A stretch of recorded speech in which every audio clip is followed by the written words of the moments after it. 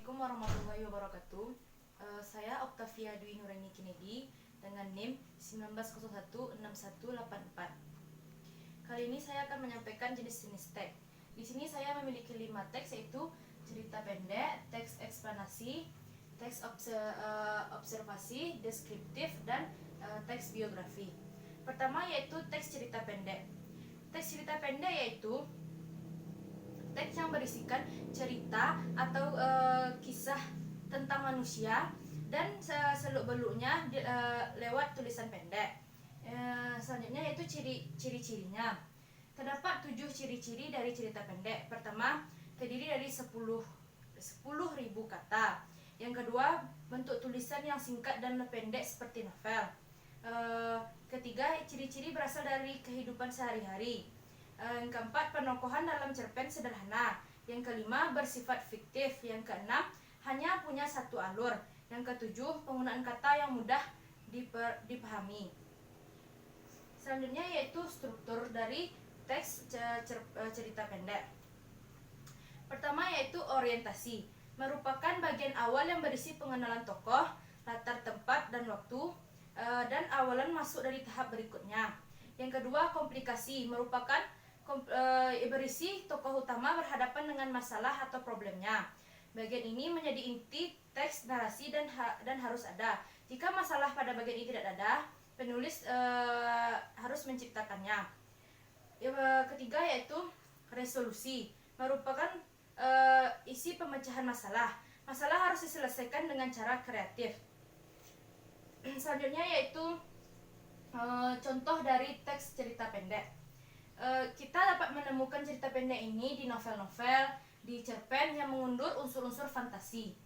Selanjutnya yaitu teks eksplanasi.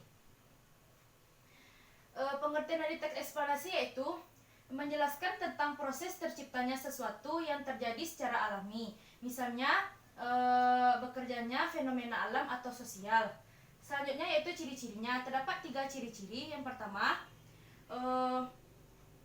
struktur terdiri atas pernyataan umum, penjelasan, dan interpretasi. Selanjutnya, memuat informasi berdasarkan fakta. Yang ketiga, faktualnya memuat informasi yang bersifat keilmuan. Fitur-fitur yang ada dalam teks eksplanasi. Yang pertama, penggunaan kata kerja, penggunaan kata pasif atau kalimat pasif, penggunaan frasa nomina, frasa adverbial, penggunaan terminologi teknis, penggunaan nomina umum dan abstrak. Selanjutnya konjungsi waktu serta sebab akibatnya. Struktur dari teks eksplanasi yaitu pernyataan umum, berisi informasi singkat tentang apa yang dibicarakan. Deretan penjelasan ini berisi tentang urutan-urutan atau penjelasan tentang peristiwa yang terjadi. Yang ketiga, interpretasi atau penutup, pendapat singkat penulis tentang peristiwa yang terjadi. Contohnya bisa kita ditemukan di artikel, pengetahuan, dan dalam karya ilmiah seperti jurnal. Selanjutnya yaitu teks deskriptif. Pengertian dari teks deskriptif adalah teks yang berisi tentang tanggapan berupa uraian bentuk. Ciri-cirinya yaitu menggambarkan atau melukiskan sesuatu. Yang kedua, menggambarkan dilakukan sejelasnya dengan melibatkan kesan indera. Yang ketiga, membuat pembaca atau pendengar merasakan sendiri, mengalami sendiri. Struktur dari teks deskriptif, identifikasi berisi ciri-ciri benda, tanda, dan sebagainya yang ada di dalam teks. Kedua, klasifikasi berisi pengelompokan menurut jenis, kelompok, dan sebagainya. Selanjutnya, contoh dari teks deskriptif bisa kita temukan di dalam koran, buku ensiklopedia, dan sumber lainnya. Selanjutnya yaitu laporan hasil observasi.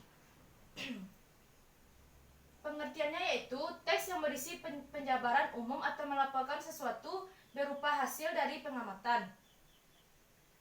Ciri-cirinya yaitu harus mengandung fakta bersifat objektif, yang ditulis sempurna dan lengkap, tidak memasukkan hal-hal yang menyimpang, mengandung prasangka atau pemihakan, disajikan secara menarik baik dalam hal tata bahasa yang jelas, isinya berbobot maupun susunan logis.